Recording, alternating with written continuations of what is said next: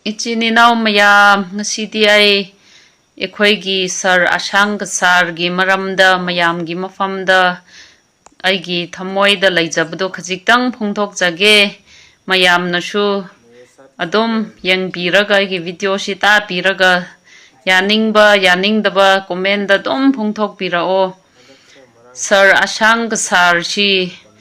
ekhoi Manipur da ahanba ichininaw meitei khoi ga lan haurakpa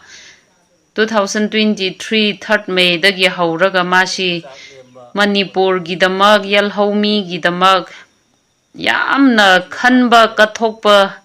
mini haibasi ay haininge ay ma masa ga thengnade ay maga ay khangnade ko adubo ay magi video si yam yanglakpani mana ngangba sakpa ay munna tarakpani mayam so dum taramgani toina mabu follow tawpa mi singnadi khangsu khangramgani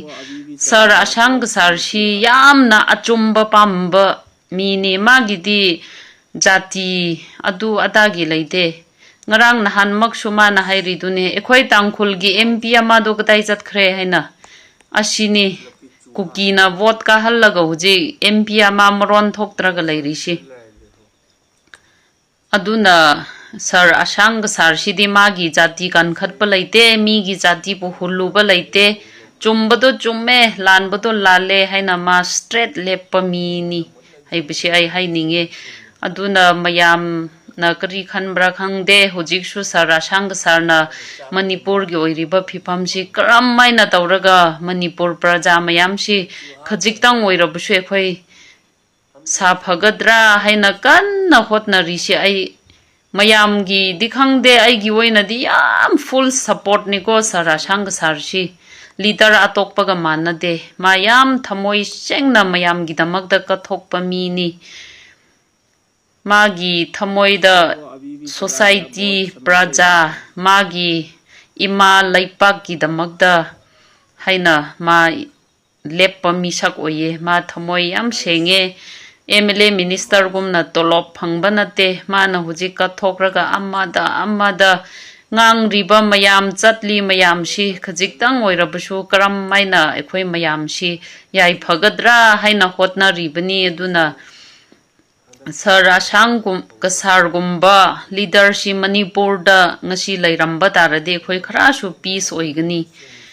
hujik si ekhoi gi meitei naga gi MLA minister singsi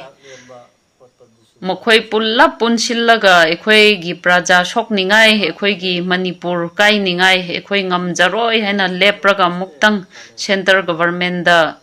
mokhoi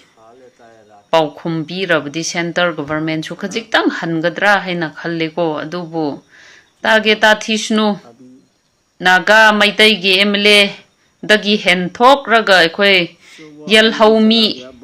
Muslim gi MLA minister mayam si amat tawoina punsillaga ekhoi Manipur gi damakta leppadi hairunu